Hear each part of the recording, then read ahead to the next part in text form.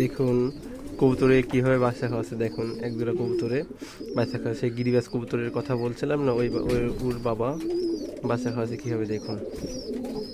এই যে ধাড়িটা, এটা এটা হচ্ছে নর কবুতরটা। এই দেখেন বাচ্চা খাওয়ানোর দৃশ্যটা দেখুন, কত সুন্দর একটা দৃশ্য। এর বাচ্চা আল্লাহর রহমতে কেট হয় না, একটাও ছোটো বড়ো হয় না, খুব সুন্দর বাচ্চা খাওয়ায় দুইজনেই। তো সব মিলিয়ে বাচ্চাগুলো খুব ভালোই হয়। আবার ডিম পারবে, কয়েকদিনের মধ্যে ডিম পারবে, দেখে বোঝা যাচ্ছে। বাচ্চা খাওয়াচ্ছে।